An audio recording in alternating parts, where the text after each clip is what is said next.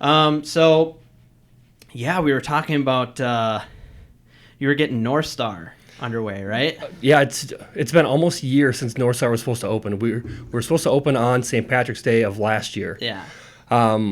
I ended up moving on before they ended up opening. Yeah. They didn't open until I think September of last year. And I was really excited about it. I mean, like you, I'm an East Side guy. I'm born and raised here. I was really excited to be on the East Side, to be on Payne Avenue of all places on the East Side opening a spot. And it was hard. I mean, it was hard to walk away from. It was hard to see the menu that I built, which is probably the favorite menu I've ever done from the ground up. I loved it. It was bar food, but it was really fun. The hard thing about that joint was the kitchen was tiny. Like the kitchen was about the size of this space. Yeah. So to have a full menu out of it was going to be challenging, but it was going to be a lot of fun. And I was really excited about it. Like the whole place was going to be a tribute to the East Side. Yeah. Like on the wall, there was a big star in the brick that was for the North Stars. Yeah. There was a mural that was going to be put up. I don't know if they ever did it or not. That was going to be a depiction of the East Side. They were going to have a local St. Paul artist do it. Wow. Like they were really just trying to pay tribute to St. Paul and the East Side. And I was incredibly excited for the opportunity, and it was terrible timing. Yeah. Yeah. Yeah. I mean, I can only imagine because I'm an East Side boy. Yeah. Like I'm an East Side boy through and through. Yep. Like, you know, it's like my soccer team was named the East Side Diablos Rojos. Yep. Like we had our practices at Johnson. I went to school at presentation. My first job was at Ocampo's. My second job was at Pappy's. Like this is where I grew up. Yep. Right. Like from basically. Like, from basically like, where Wells Fargo and 5/8 is to like where we're sitting now is like my livelihood. So I can't imagine like having the opportunity to like open a restaurant that is like everything that is you and then have it kind of fall apart because of this, like something that's completely out of your control. Yeah. Well, maybe my favorite part of the menu was I had a sandwich called the Predator. Oh, and Matt Vanda found out about it, and he reached out to me. He's like, dude, that is so cool. And it never happened. Wow. Yeah. Wow. You know, that's one thing, though, about the restaurants, too, is that it's just never what we think it's going to be. Yeah. Right? That's what I've learned. And I'm still, you know, fairly young, and I'm kind of, like, moving on to different, like, kind of, I call it restaurant-adjacent things. Yeah. But every restaurant that I've had... not that I've had, but that I've been at it's been a lesson in letting go. If that makes sense. Yeah, right? Absolutely. Like even with Public, right? With Aaron and I, we kind of had like we had complete creative control over everything, over even the front of house, like the way that the front of house talked to staff, what they said about the menu. I mean, we had complete creative control, and then just like day in and day out, it was like clear that. The metrics of like the market, the metrics of where we were, the metrics of the space that we had, that is really what constituted like what we could and could not do. Yeah. One thing I want to bring up now that we're on this subject is what is happening over here on the East Side. Because, you know, I think that being a part of that would be another exciting kind of aspect to it. Like we were talking before we started recording, that Brunson's Pub is this badass kind of absolutely like, out of the big shout out to Chef Torrance over there doing incredible stuff. Yeah, I mean like mind blowing, and I was talking to you about like how it like fuses really well with the culture of the people that go there regardless, and then you know, so we have like two people, we have like East Siders, and then like our crew of like foodie chef kind of people who like love to go there and like get every opportunity they can to go there, and it's like kitty corner to my studio, so that's nice. But then you have like tongue in cheek. You had Cadence, where I got coffee this morning, and it's like Matt is doing amazing things over there. He's like, he just did a new thing with 5 Watt, and it's just like, you know, the artistry in this area is building and building and building. Absolutely. Which is interesting because like when I was young, this was just like that. This was that honestly. It was just shops. It was shops. It was like the LK's like playground. Yeah, absolutely. Like nobody was here. You only came here if you needed to get like something from somebody, and like there was no hanging out. Yeah. No, like my family would come down and get Chinese food from Su Yep's all the time when I was a kid. Yeah. But we didn't hang out down here. Yeah. Like this part of Payne Avenue was not a good place. Yeah. I mean, not far down there was an SA, which is now something else. It's not even a gas station anymore. But it was robbed like once a week. Yeah. Like that was just the way it was. Yeah.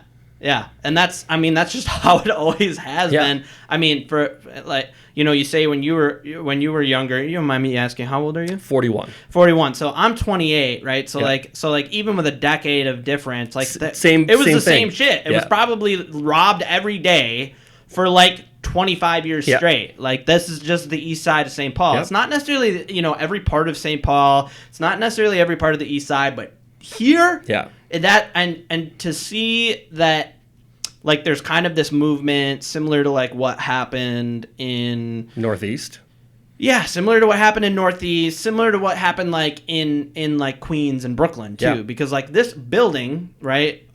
Shout out to the Hots of Giorgio's, right? Owned by Queens Greeks, right? They're doing the same shit that they did out in New York, right? Where it's just like we're gonna make beauty from whatever we have here and from the people that we have here, and everybody in this building is pretty native to this area, which is awesome. Yeah, so I'm really, really loving it. Okay, but enough about the East Side. Let's talk a little bit more about you. Also, welcome to Minnesota. Well done. This is Christos scrambling, right? I think you do your best work scrambling, though. You're an on-the-fly kind of a guy. I very much am. I'm a cook. Yeah. I'm a cook. That's what we do. It's like, oh, hey, by the way, I just shoot from the hip, man. Yeah, man. I just spilled all of your sauce American. What are we gonna do for the special? Like, oh, okay, great. Yeah. My mom hates when I do that. Sorry, Mama.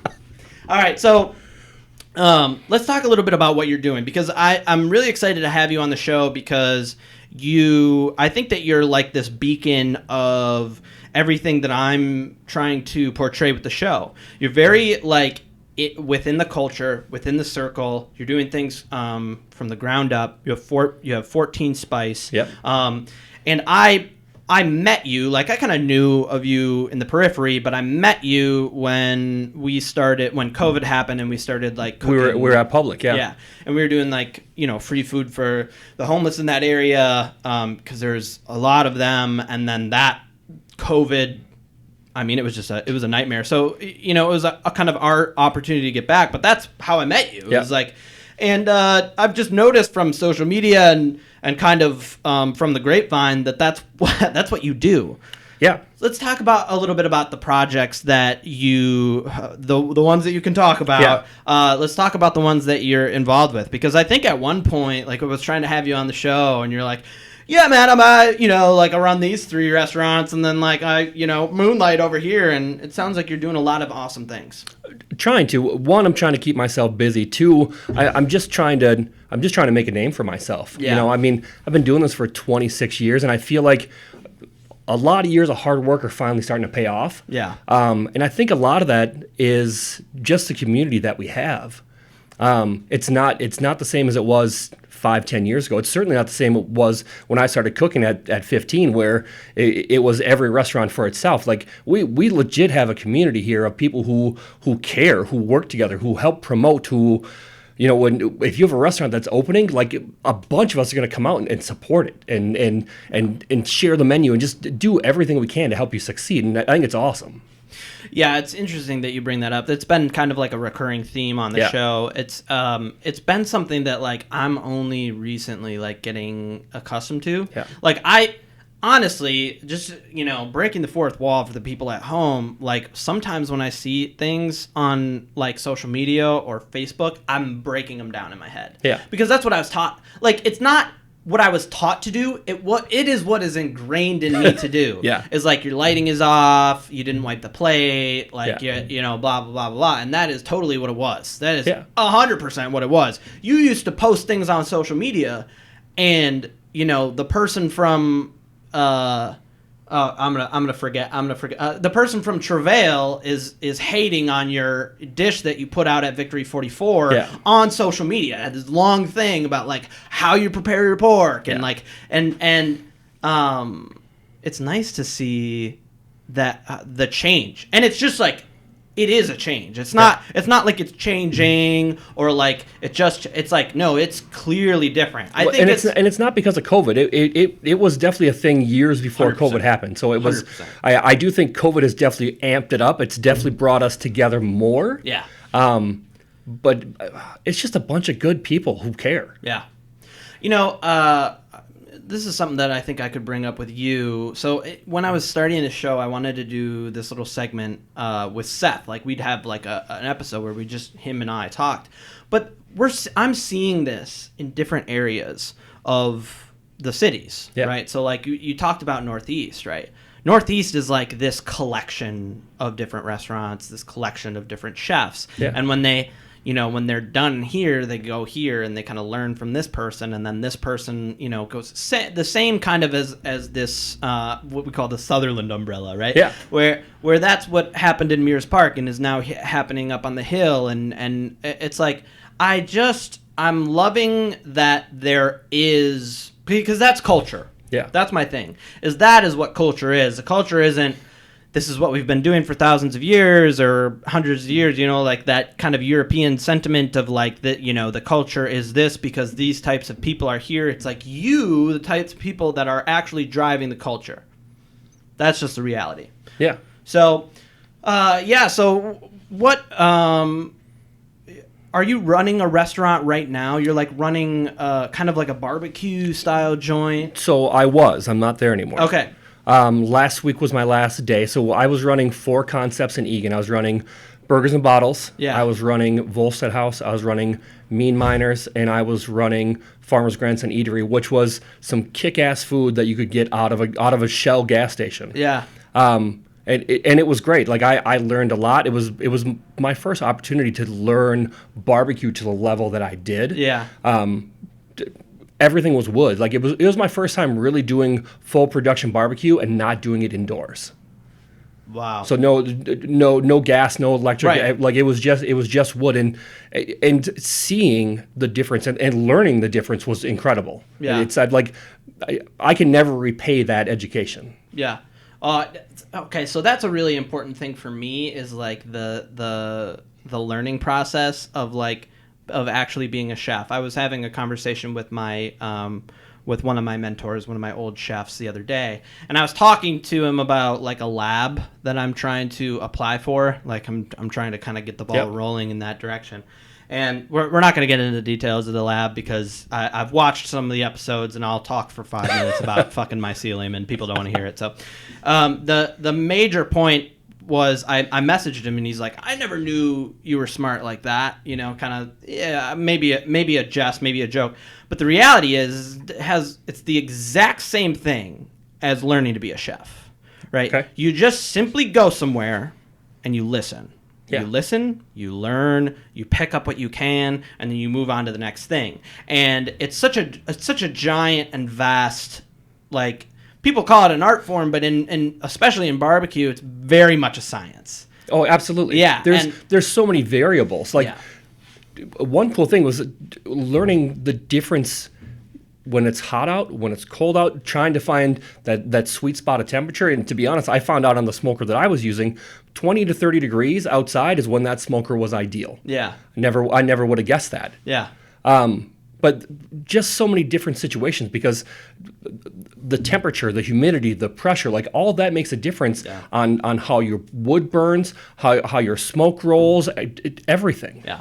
No, I agree. I mean, I've never been like in the barbecue scene, but I've worked with a lot of different like wood-fired apparatuses, and it was different from day to day. Even in a controlled environment like an inside kitchen, like it was different day to day, and you had to, like I like when people bring up humidity because humidity is like.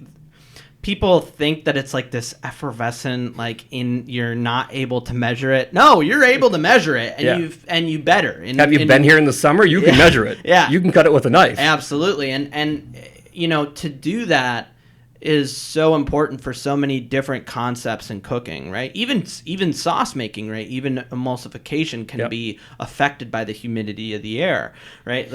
When you're trying to emulsify a lipid into a polar thing like water, right? And you just have a bunch of water waiting to jump into your sauce. It's gonna be a completely different time process. You're gonna use a different amount of ingredients, and then when you use those different amount of ingredients, you're gonna have to season it differently, right? And that's just a sauce. When you get into things like that's that are one aspect, right? When you get into things that are complex like meat, or when you get into things that are like complex like different baking, right? It's like you become a scientist.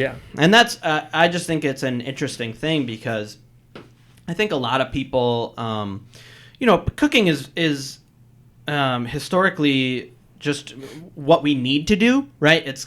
And now modernly it's like blue collar in many ways, and the reality is I've been doing it for a little bit over 10 years, a little bit over 11 years of just like straight hardcore cooking. And I'm just scratching the surface of being a student. And that's the cool thing. When you say you're making a name for yourself, right? It's like you're doing two things at once. You're making a name for yourself and you're building your craft. And I love that. I think that technique-driven kind of those concepts are awesome.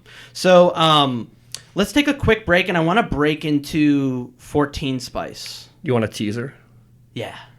I'm working on a new spice. I might even nobody outside of like my tribe knows what it is, but maybe I'll tell you what it is on air. Okay. Oh, yeah. You're gonna hear it first, hopefully. Okay. So 14 spice. Let's talk a little bit about it. I want to let's not talk a little bit about it. Let's talk a lot about it, because people don't know what goes into like spicing food to begin with. And then so like in my mind, when people are talking, I made a spice blend, like to have something that's like consistently the same and like evenly distributed, hits all the flavor profiles, is not full of just a bunch of sugar, right? Like you need balance. Whatever, cooking's all about balance.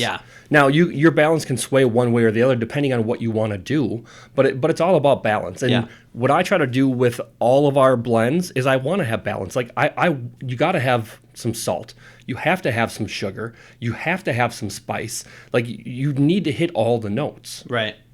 So I guess my first question for you is, how did 14 Spice start? Was it more of like a money venture? Was it something that you saw you could kind of capitalize on? Or was it like nobody's really doing good spices? To be honest, I didn't think of it as a business at all when it started. I was working at a place and they used salt and pepper to season most of their stuff, and I was like, we need something better. Like salt and pepper. Salt and pepper is great. There are certain things that I only use salt and pepper for, because there are some things that only need salt and pepper. But if I'm doing a burger, if I'm doing a steak, if I'm smoking meat, like I want something more. And that's nothing against anybody who does traditional Texas barbecue and does just a salt and pepper rub on their brisket. You do it that way, and it's probably great. Like I've had some good barbecue, and I've had some very traditional barbecue, and I have no problem with it. Just not how I do it. So I just wanted something better. I wanted something more than just salt and pepper. And I think originally it was for burgers, it was for steaks, and in particular, it was for a Philly sandwich. Like I wanted something that when we were heating up that sirloin or that ribeye, whatever it happened to be, something to put on there to add a layer of flavor. So it wasn't just the meat. It was something that brought out the natural flavor of the meat. And I think the first time I made 14 Spice, like I made like a quart of it, maybe.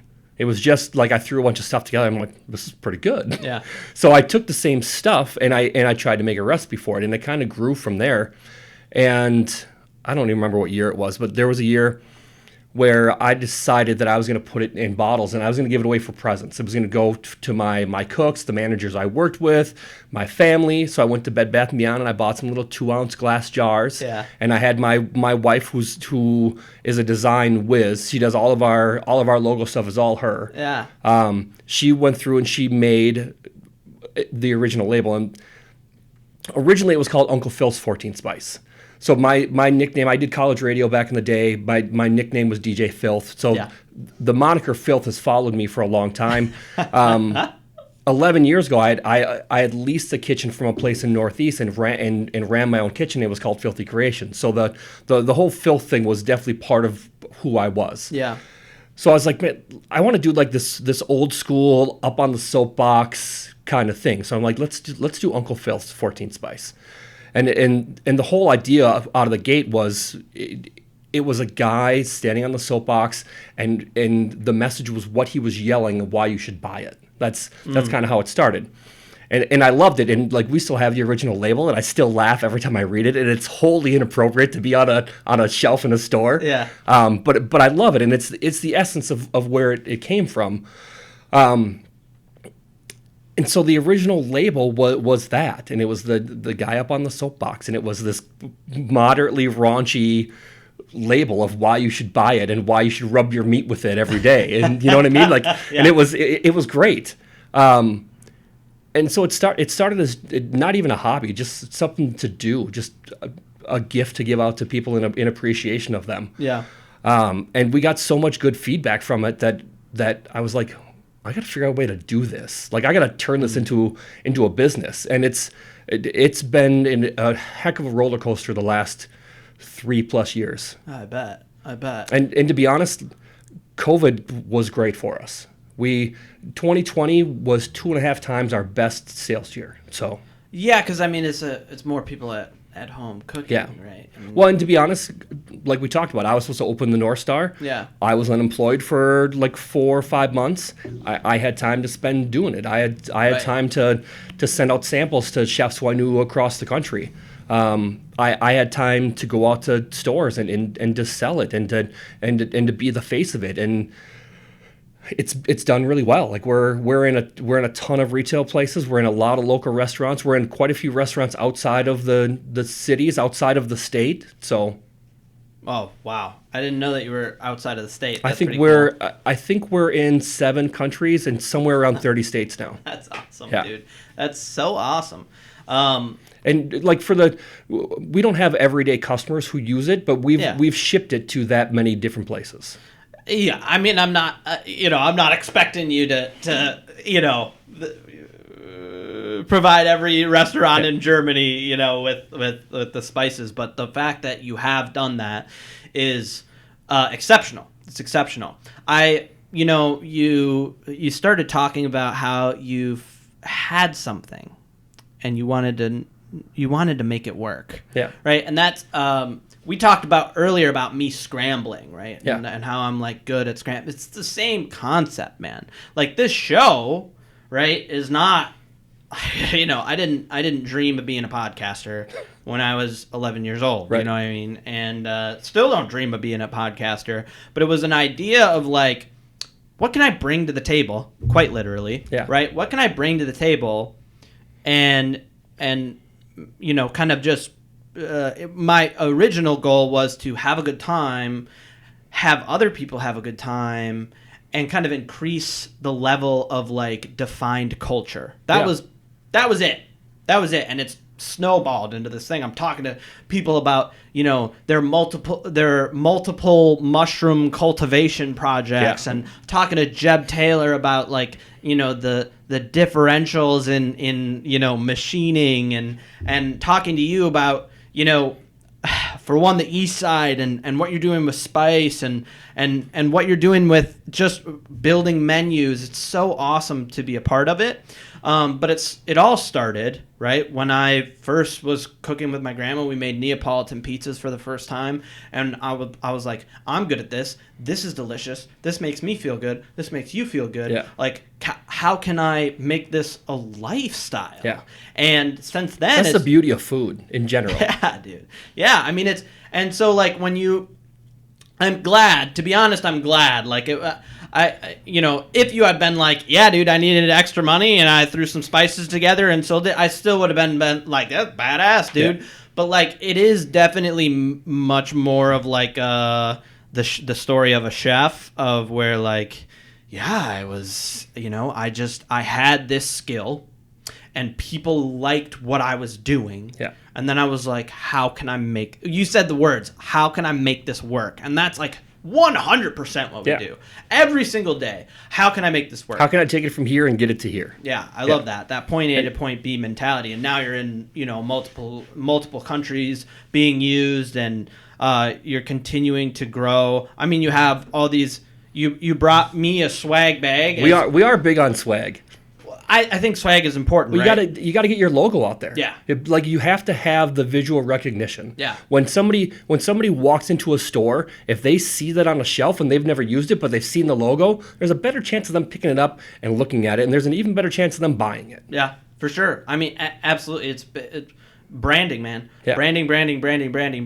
Have you seen my car?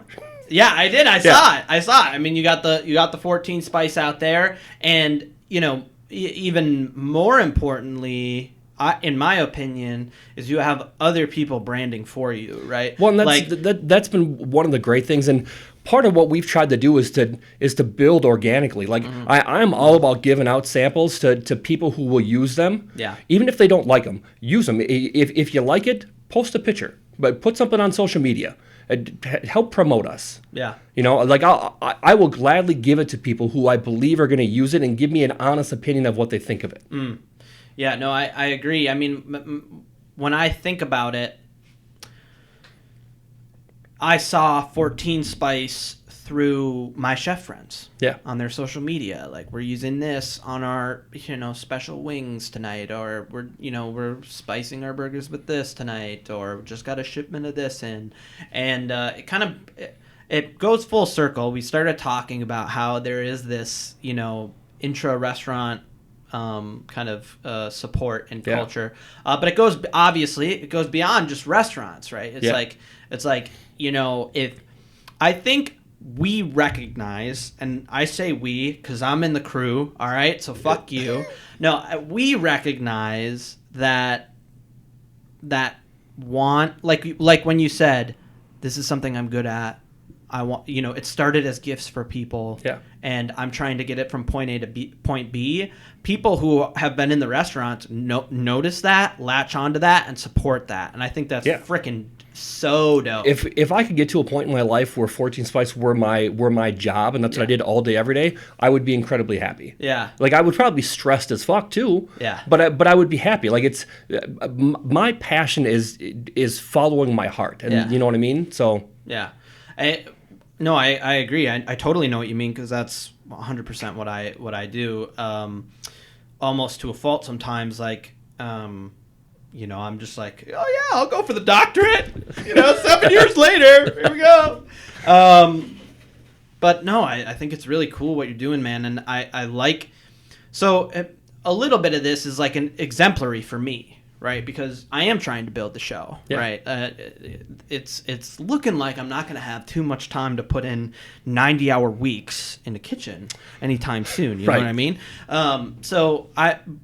But that's kind of secondary to this. Like, I love coming here. Like, I get up early in the morning sometimes to just get out here, get to the east side, my place, and do the show. Yeah. And now I can see how other people who are slightly farther down the road have branded, have made this work. And and I will, this isn't a show about me. This is a show about you.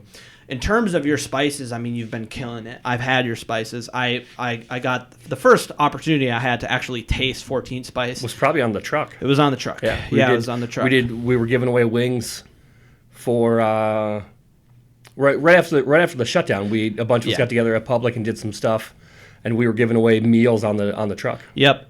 We were doing. It was when we were doing the what's it called? The food. We were doing like a food shelf. Yeah. Like a food shelf at Public, and it was basically everybody. We were all shut down, right? So like, there's all this produce that we're not going to use. It was within like a couple of days of all of us being shut down completely. Yeah. So everybody had coolers full of stuff that was going to get thrown away. Yeah. So it was amazing. It really was. Dude, it was. It was kind of like a life-changing thing, I think, for me. Like, I've always been community minded, service minded, and especially since I've gotten clean, it's like that's that's a big part of the program, right?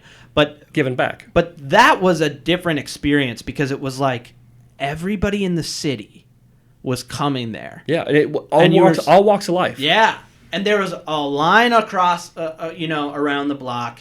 And it was just like straight up free food. And there was no sign up. There was no like, hey, we need your social. We need, what's your email so we can send you 35 emails. It was like, you need food? Okay, here's food. Well, the amount of personalities that were in that building for that. Yeah. And not one ego. Yeah. So. Yeah, it was a really cool experience. And that, I just... It's kind of hitting me now because we met there, you know what I mean? So it's kind of hitting me now how that it was a special experience. It was a special experience to be a part of, and it's been a crazy year to get from there to here. Yeah, dude. Because that was middle of March last year. That was about exactly. It was just after St. Patrick's Day. Yeah. Wow. Yeah, it feels like 5 years ago. It does. It's crazy. Crazy nonsense. Yeah, I want to talk a little bit more about like how 14 Spices evolved, though, right? Like because you started with like just throwing some stuff together, and you're like, okay, this is good. Let me build off that, and you've changed, right? You've changed. The original 14 Spice was made using a pre-made seasoned salt. I see. Because I wasn't selling it. I was making it for restaurant use. Yeah. So the next step was for me to figure out how to make my own seasoned salt that I liked, that I thought was comparable to the pre-made stuff that I was using. Yeah. Which ended up, like anything else, it was trial and error. Yeah. And I will say this: I wouldn't take that seasoned salt and sell it by itself because I don't know if it would be that good of a product on its own. Like color, texture, like it's not visually appealing. Yeah. But when you mix everything else into it, it becomes like the core of the spice. Right. So. Yeah. So that's kind of like the next step in the process for you, and I'll agree with you. Here's my thing about seasoned salt, and there's going to be going off in a slightly nerdy direction, but it's like it's so chemically laden to make seasoning salt good on its own. Yeah, is like you're doing a lot of shit to it. Well, that's honestly the first feedback we got was it doesn't taste processed. It doesn't taste metallic anymore. Yeah, and that's, in my opinion, that's the highest praise that you can get, right? Like it tastes like you made it yourself. Yeah, yeah, yeah. I mean, and that's good. I think that is parallel to healthy. I mean, maybe healthy isn't the right word, but it's parallel to not bad for you. Yeah. Right? Not stomped on. Yeah, I mean, not stomped on. Yeah, basically, dude. Basically, it's it's interesting because I'm going through organic chemistry right now. Yeah. And I'm learning a lot of the processes of, not necessarily seasonings, but things that I've definitely seen in kitchens. Yeah. Right? And I'm looking at the things that they do to make what they make. And we're making, small amounts of it. So, like, we're using... There's a lot less room for error when you're doing, like, micro scale. Yeah. So if you do macro scale, I'm just thinking about, like... I'm like, no, dude. I'm like, no. There's, I'm just thinking about it, I'm like, is there that much diethyl ether in my fucking diet? You know what I mean? So, I think it's definitely something that I have started to go down the path probably since a little bit before Victory. When I started at D-Spot, it was kind of like this move towards... Hey, I want to sidetrack you for a second on D-Spot. Yeah. You want to give me the secret on those fries, by the way? I can't. Okay, so you want to talk about... Dude, no lie, greatest fries of all time. So, okay, I'll give you what the secret to... I'll give you the lock, and I won't give you the key, okay? So, the lock is that it's pretty much the Black Widow seasoning... Right? Yeah. Minus the sauce part of the Black Widow. So his special jerk, and then cracked fennel and various other spices. Not various other spices, and then salt and then we just toss the fries in that. Now they're absolutely perfect. The key to that is his jerk. Yeah. So which is Darren's. Which is Darren's. Yeah. Which is Darren's to the which point. Which is why it's the key. Darren's to the point where I was his sous chef for 6 years. Yeah. And I've never once made his jerk. Dude, I miss walking into the old D spot. Yeah. Music way too loud. Middle of summer and it's 1,000 degrees in there and the hood can't keep up and there's smoke rolling. Oh, I love that joint. So the crazy murals on the wall. Let's go down this path a little bit because you know, I talk to Darren pretty regularly, right? Like we're good friends. He was my first mentor in the restaurants, and like in my opinion, the most knowledgeable. Crazy? Well, yeah, definitely crazy. Like he's like mad scientist. Definitely crazy. Yeah. Okay, let's get that out of the way. Darren is crazy. He knows he's crazy.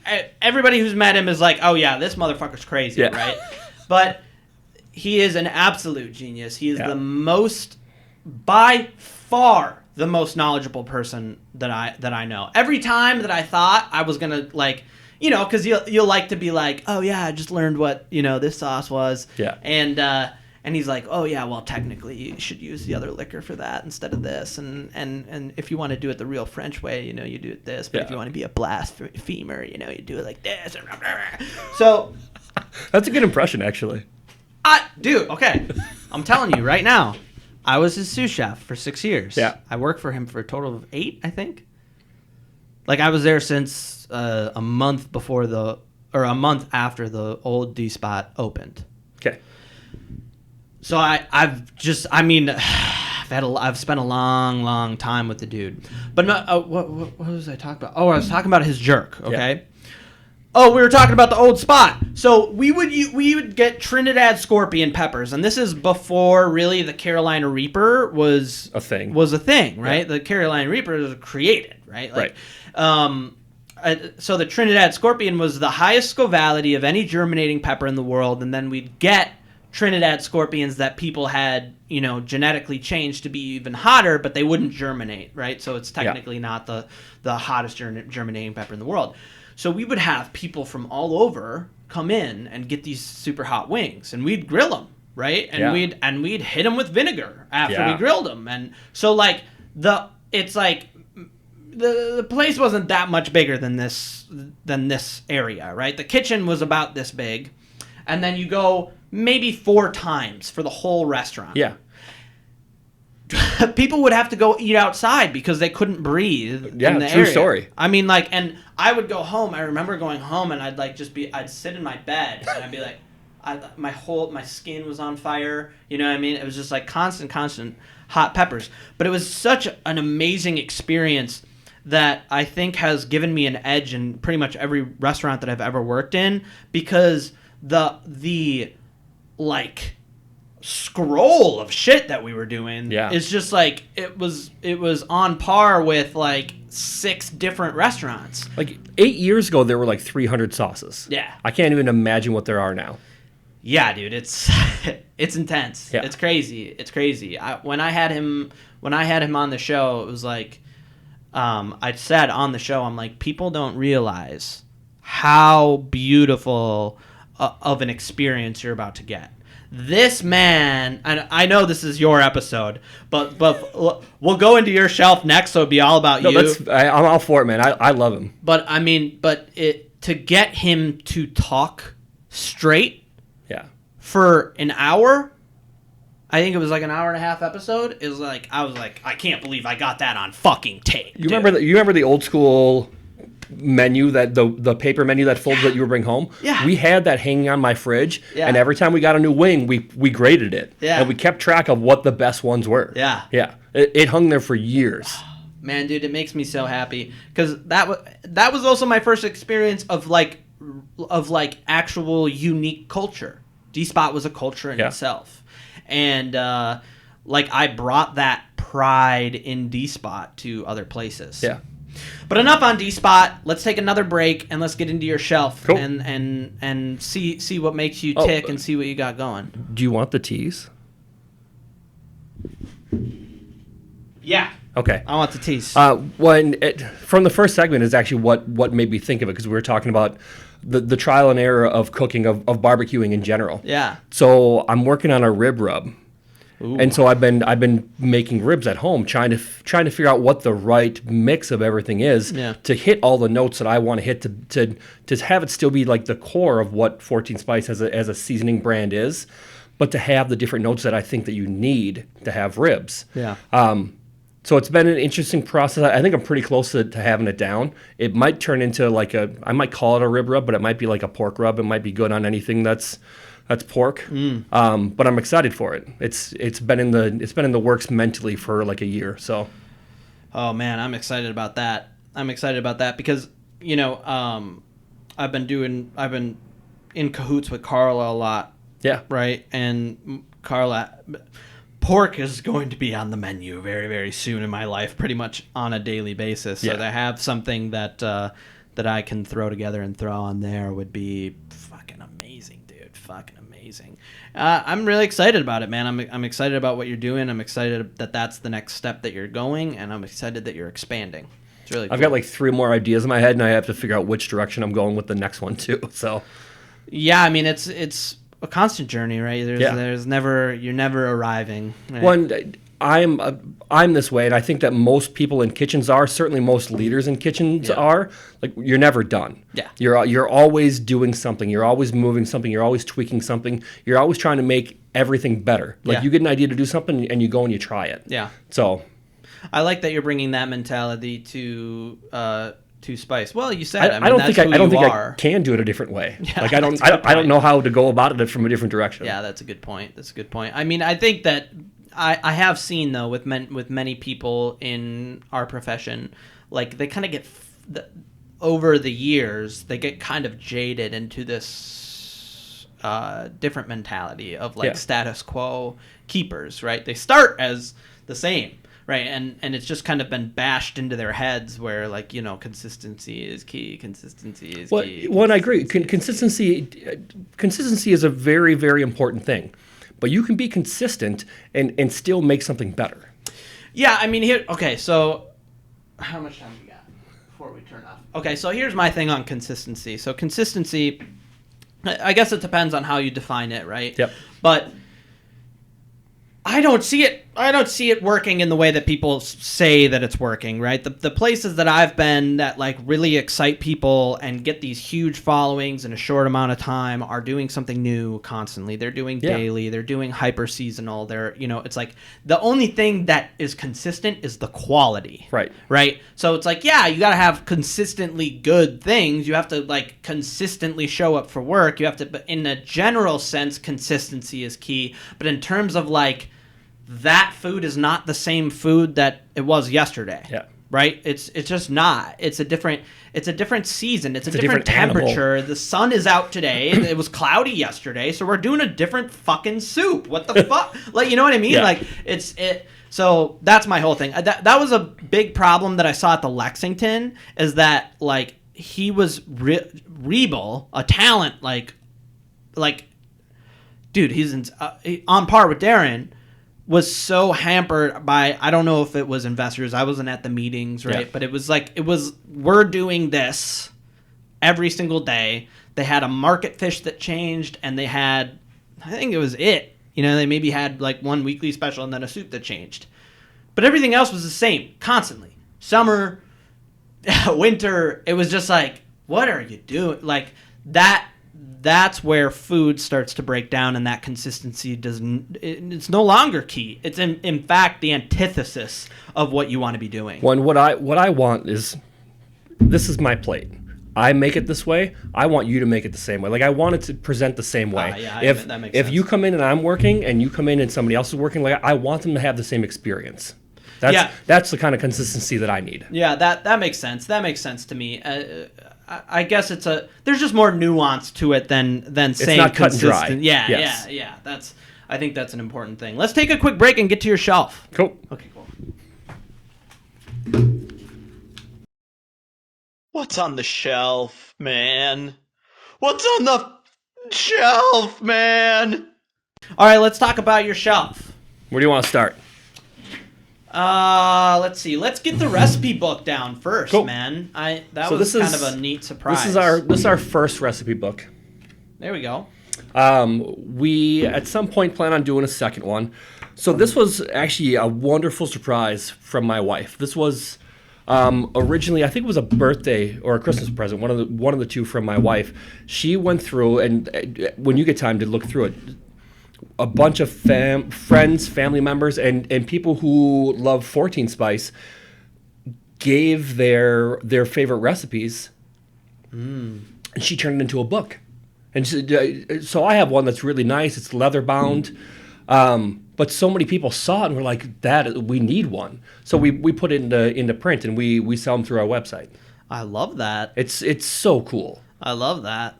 This is awesome, dude. Yeah. Yeah, I hadn't gotten a chance to look at it before, but it's people in the industry, it's people not in the industry, it's people who I'm friends with on social media, but I've never met in person. Like it's everybody, and it's awesome. I really love this. I'm gonna have to talk to you because I'm trying to get a recipe book going for the show, for the Patreon, and I'm pretty sure we did that through Barnes and Noble.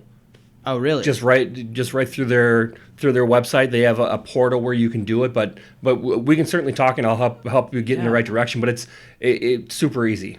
Awesome, dude. This is beautiful. The pictures are great. Yeah. Again, but my wife putting all of it together, doing all the hard work. Yeah. I make spice and I sell spice and I talk about spice, but she does the hard work. This is so cool, man. This is so cool. Well, it's good that you have somebody on your side like that, right? Well, I mean, I couldn't do 14 Spice without her support. Like I couldn't do it. Yeah. Like we wouldn't be successful. We wouldn't have our logo everywhere. Yeah. You know. Yeah. Well, just because we're talking about that, I'll show you. So this is our Cajun. So it's our same logo, but it's in red, and it's just like. She does good stuff. Yeah. You know? No, I noticed that, and I noticed other things that are starting to get branded. With similar fonts and everything. It's like you are absolutely building a brand, and she's doing an amazing job. Well, and I'll just say what you're speaking of is I'm in the process of trying to open my own kitchen. Yeah. I can't give any details yet because there isn't a lease signed yet, but I'm hoping that middle or late next week that everything will be set up and moving forward. So that's awesome, dude. Yeah. And this will actually be out after then. So if that all goes through, give me as much information. I'll put it in the comments of the YouTube, and I'll try to put a link under the show and stuff like that. Yeah, because I really want this segment to be what you got going on, dude. Because you got a lot going on, and I think it's great, and I want people to know about it. Now, you gave this to me. I did the same thing to Justin when he was doing he has like his chicken fry or something. I have all of his blends. Yeah. I put my spectacles on and I was like, let's look at the ingredients, and I love it, man, because more people are getting educated about how to read labels and stuff like that. But in reality, even if you know that there's all these weird names, and that some of them are bad, really most of them are bad. Yeah. You should be able to pronounce everything on our label. Exactly. The only thing we add to it that's not salt, sugar, or a dried spice or seasoning is cornstarch. Yeah. And that's just an anti-thickening agent that we add to it so it doesn't clump. Yeah. No, and it's necessary, and I know how that's made, so it's like it's getting the Christos okay. Yeah. Can you bring down the other spices that you have? Yeah. Well, let's go. We'll go with the big original. Yeah. This guy here. So I mean, honestly that's the moneymaker. That's the backbone of it. Cajun has been in the works for years. Yeah. I didn't want to come to market with the second one until we were better established as a brand. Yeah. So. Yeah. No, I dig that. And then you got smaller sizes. These are our retail sizes. Yeah. These are a 5.5 ounce on our original and a 5 ounce on our Cajun. Those are our retail guys. We sell them through our website. On our website, you can also find any local store where you can get them as well. I dig that. I dig that a lot. So we have retail places where you can buy them in all over Minnesota. I mean, from I'm trying to think if there's anywhere south of the cities that has it right now. I think the south side of the cities all the way up to like Tower, Minnesota, so way up north. We're covered across the state pretty well. We're in Sheldon, Iowa. I've got a buddy who runs a place called Brady's Pub in Sheldon, Iowa. Yeah. They use it for a lot of different things, and they also sell it retail in their bar. And then we just recently got into a place in Sioux Falls called Looks Market. Really cool joint. They were just on Diners, Drive-Ins, and Dives. Really, really cool place where they do everything. Everything's from scratch. They carry a lot of local stuff, so we're really excited to be in there with them. That's really cool. You know, that's one kind of thing that is difficult, I think, for chefs who are doing like this from the ground up. Roots thing is to scale up, right? Like they don't know how to scale up, or when they do start to scale up, the people who are kind of informing them on how to scale up are like, just fill it full of fillers and this shit and make it cheaper in this way. And I like to see people that I respect really breaking into that scale. I mean, it's pretty cool. To be honest, we're just figuring it out as we go. Yeah. You know, we're growing as we can. To be honest, it probably works out well for us that we're growing slowly because we can keep up with it. We can adjust by getting a little bit busier, a little bit busier, a little bit busier. If all of a sudden it was crazy busy, it would be hard to have a full-time job and also to try to run a business. You know, I had this conversation with Soleil at a Arepa bar. Yep. And she talked, well, we kind of talked about how people are constantly trying to punch way up. Yeah. Right? They're punching way too high. Yep. They are not prepared for the level of like business that, even if you're knowledgeable, even if you went to fucking school, like you're not ready for that, to do Until that and to cook, right? For instance, Arepa Bar, right? It's a small little joint. You know what I mean? It's some of the best food in the fucking cities, right? But she wouldn't be able to take the risk of a larger business, of a larger audience, and that's just the reality. And so I like what you said about, no, we're just taking the next step. I mean, we're not sending it to Cub, we're not sending it to Byerly's. Well, part of it too, like I don't want to have it co-packed for me. Like I want to go as long as possible doing all of it myself. What do you mean co-packed? So having a company that makes our blend and bottles it for us. Oh, I see. Because I want my hands on it. I want to know that what I'm putting in that bottle, I believe in. Yeah. No, I agree. I fully agree. So, and at some point, I'm sure that we might have to have somebody else do it for us. And when that happens, will it be exciting? Yeah. Will I miss getting my hands dirty and doing it? Absolutely. Yeah, but even in that respect, there's ways to get people who also care in the way that you care and the way that you want we talked about the mentorship, right? There's mentorship in this kind of stuff. Yep. Like I look at R&R Cultivation, what they're doing with mushrooms, right? And one of their employees started following me on Instagram, so I followed them back, right? And they are getting just like the lowdown of how they do everything that they do. And and they don't do the day-to-day of the care of they might still, but I'm saying that they're scaling up.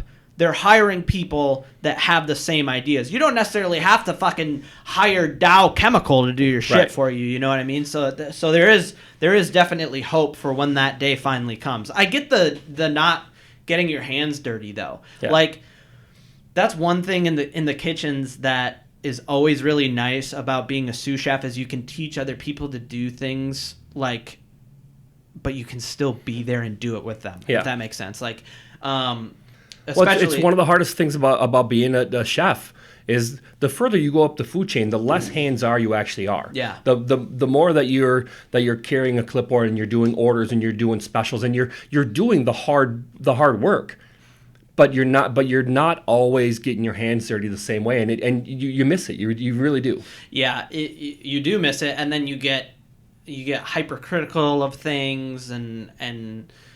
Yeah, I think it's an interesting journey up the ladder because I think it's really, really important for a chef to continue to get his hands dirty. For instance, that was one thing that I really liked about Rebel is like Rebel had all this shit going on, right? Yeah.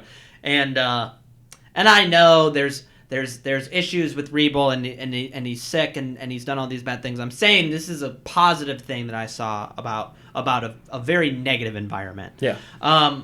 He would constantly be breaking something down. Yeah. Or, shucking some oysters, or he would get his hands dirty constantly, and it not only gained respect from his employees, but you could see that he was in every aspect of the food. Yeah. He was constantly there. Now, on the flip side of that, I've seen chefs who just sit in the office, right? And I've been that chef sometimes. Yeah. And I think that you have to find a balance. Yeah. You absolutely have to find a balance, because the people that you have mentored, right, do not have the experience that you do, right? Right. Like, it was really apparent when I was trying to teach somebody to make a beurre monté, right? Butter water, right? Yeah. Super, super simple, right? But at the same time, really not simple. It's easy to break. Super simple if you've done it 1,000 times. Yeah, I mean, it's like, this is how you do, Now, you can tell by me, the way that I teach it, I'm just like, yeah, and then this is and then the... I was taught by Darren, okay, let's say that.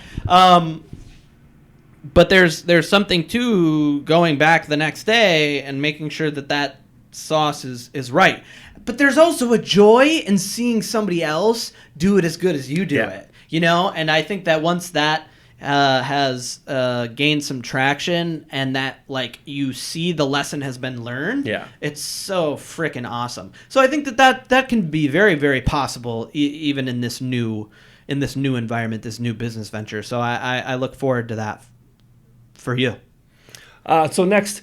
I'm a hot sauce junkie. I probably have 40 bottles of hot sauce at my house right now. Yeah. So I brought some from 2 different companies. So this is a newer company. It's called the Salsa Collaborative. They're also local.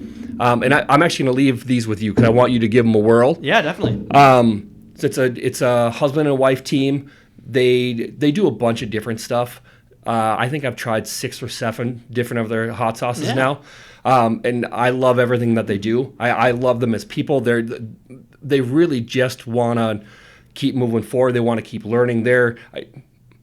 I remember being at the point where I was, just starting out, just trying to figure it out. And it's a really fun and terrifying time. Yeah. I'm just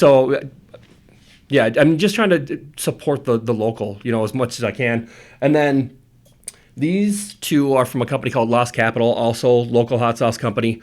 And DJ is the guy who owns this company. Okay. Good guy. He has a ton of different sauces. I think he just got into Hy-Vee, maybe at least one of the Hy-Vees. Wow, so that's cool. He's definitely working his way up. He's a really good guy, and he really cares about the people like the Salsa Collaborative who are just learning it. Right. He's definitely a mentor to people that are new to the business. So it's really great to see all aspects of food just being representative, everybody helping each other.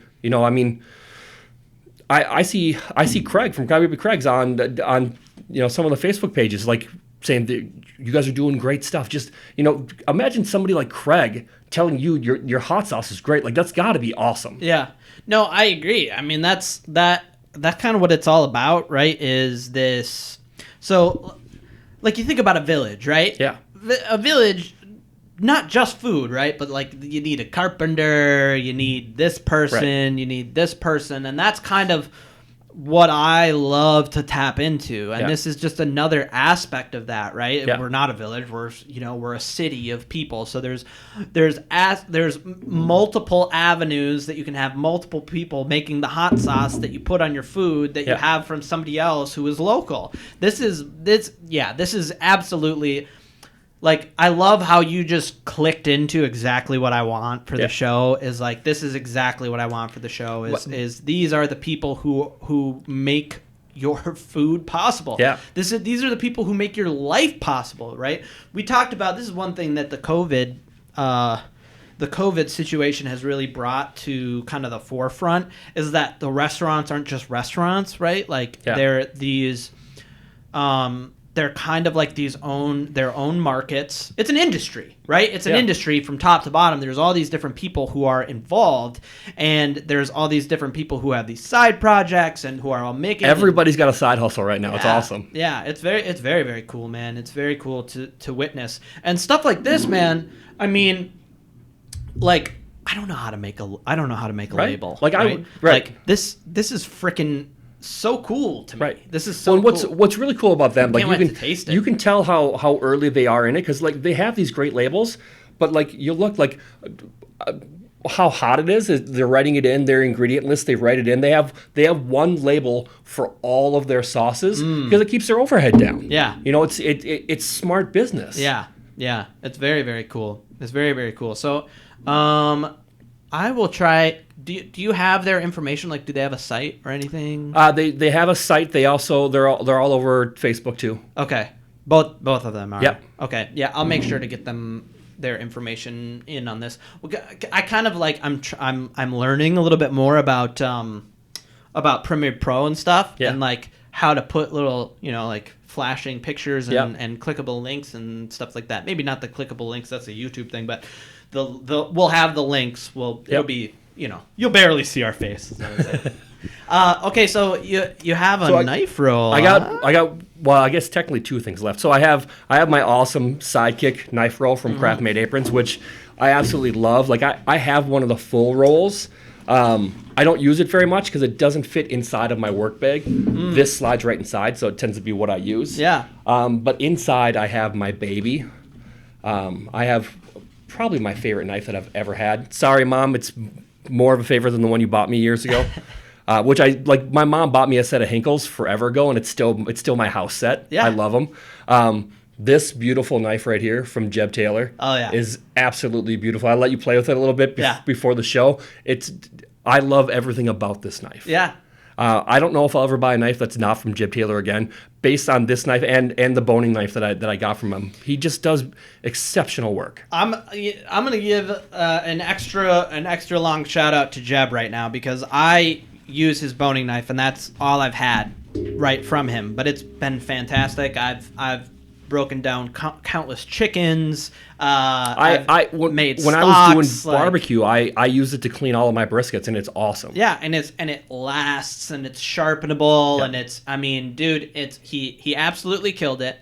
And when he was talking to me on the show about it, was like kind of like that was his focus, right? I love that he had my knife on your show. Yeah, well, not that one. Not the one. But my boning knife, isn't that the one that he had on the show? Yeah, the same. Yeah. And it's just so like he put a lot of thought into it, right? It's not just like I'm gonna make a knife and it's about the metal. As long as we're talking about it, I'll pull it out. Yeah, pull it out.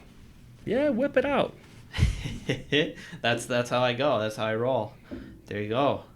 Beautiful knife, absolutely beautiful. And it like we said, it lasts. It's like it's very functional. Yeah. And it's still very beautiful.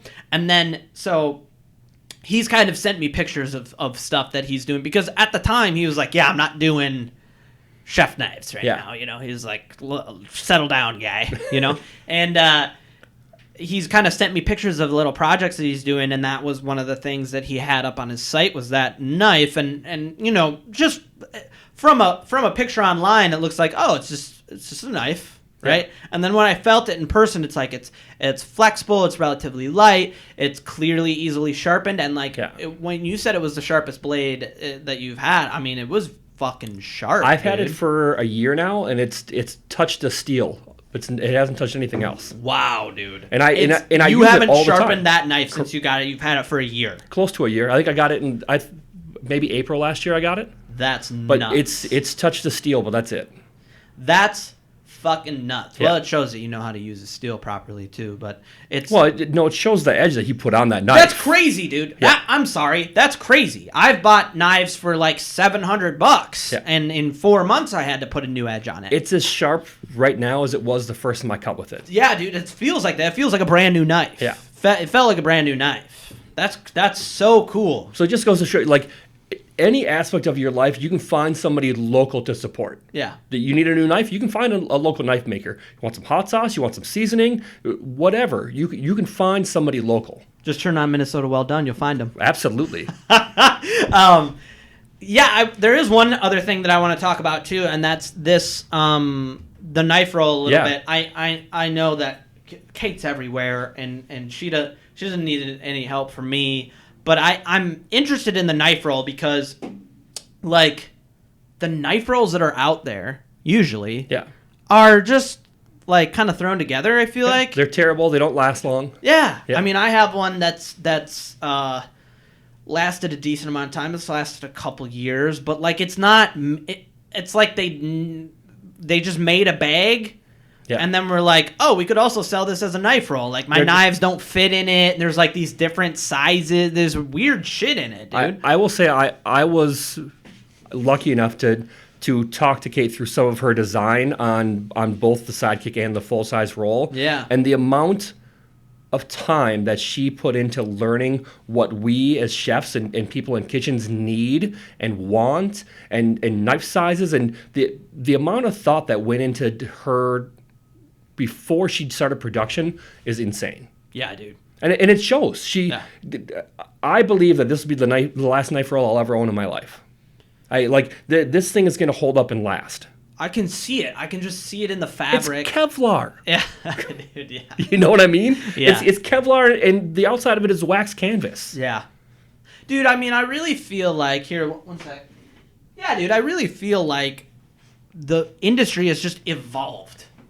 It's like, but not like evolved like a small biological evolution, like a Pokemon evolution. Yeah. Like it was like, hello! And now it's like this giant dragon that shoots like, water cannons out of its shoulders. I have 8 craft-made aprons, and I desperately want 2 more, but my wife won't let me have more until I sell some of the ones that I have, but I can't sell them. Yeah. So. Yeah. It's I love that it's craft made, like the name is craft made, because it is, dude. It is, like absolutely. Those aprons are really, really special, and to see just like kind of the trajectory of her has been very inspiring. I think not to just us, but to people doing all kinds of different things. Well, they have the contract for U.S. Foods, like they're making all the chef coats for U.S. Foods now. Like, I know. People see what they do, and people respect what they do. Yeah, I mean, and she's just amazing, dude. When I had her on the show, there is not a person who can say anything bad about Kate. Yeah, I mean, she's just amazing. She's amazing. I don't even know how else to say it. Like, I just felt this warm presence for like an hour and a half when I had her on the show. I don't know how there's enough hours in the day for her, because I feel like she is nonstop all the time.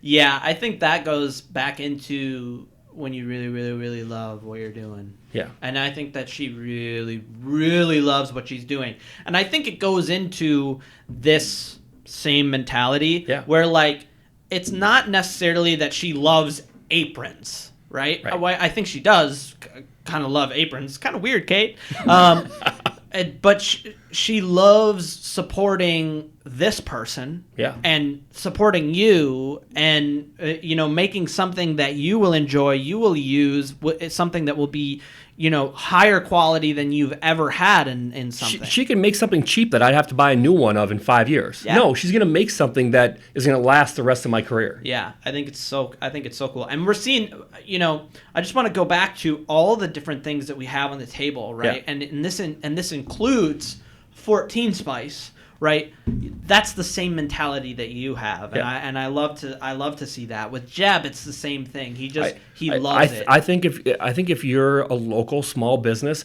you have to have that mentality to survive. Yeah, to make a name for yourself. There's a lot of competition nationally, whether it's from small companies in other parts of the country, whether it's from the big companies that are trying to push the small companies out, whatever it is. Yeah. Yeah, dude. I really enjoyed having you on, man. I enjoyed being here, man. When you get restaurants going and you have new projects, I would love to have you back on and we can talk a little bit more. I would sit here and bullshit with you all day, man. Fuck yeah, dude. Thank you. Thank you again. Mike German, everybody. All right. Cool, man. Hell yeah.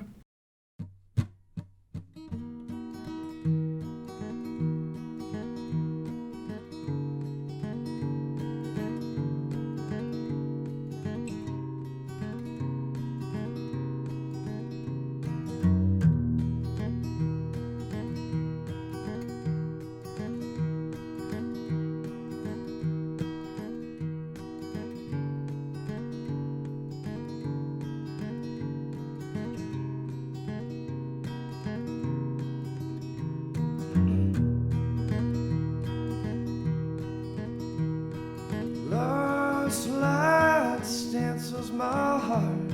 Lovers remember my old arms are burning. My memory. A shovel writes a new song. I can almost hear them sing